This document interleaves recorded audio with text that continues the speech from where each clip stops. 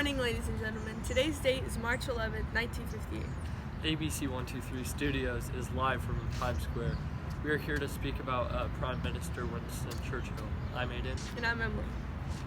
In May 1940, Adolf Hitler and his Nazi war machine were sweeping across the European continent. The future of the free world hung in the balance. An isolationist-leaning United States was an ocean away. There was one man who stood between Hitler's seemingly invincible army and crushing defeat. That one man was Winston Churchill. 1914 and World War I found him in the key position of First Lord of the Admiralty, where he did much to modernise Britain's navy. In 1915, Churchill thought he could bring a speedy end to the war by opening a new front in Turkey, which he perceived as the weak link in the German alliance against the Allies. This led to the infamous Gallipoli campaign. Badly underestimating the fighting strength of the Turks, thousands of British, Australian and New Zealand soldiers were killed in battles that proved to be every bit as indecisive and bloody as the campaigns on Europe's Western Front. Churchill took the blame. This was perhaps the low point of his life. Yeah, this guy here was Minister of Munitions and Secretary of State of War. This guy was so powerful he replaced Neville Chamberlain.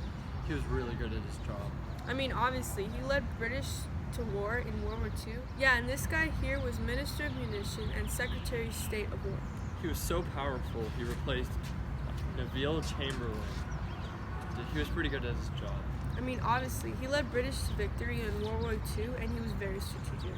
Yeah, how did he stand up to Hitler? Churchill was one of the first, and certainly the loudest voice in England, sounding the alarm.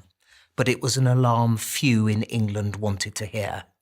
The English had been traumatised, as had all of Europe, by the shocking amount of death and destruction of the First World War. No one wanted to face the possibility that it could happen again. Churchill, however, saw that a new confrontation with Germany was inevitable. And when the inevitable arrived, with the stunning German attack on France in May 1940, a desperate nation turned to him. He was ready. His weapons were his pen, his voice, and his words.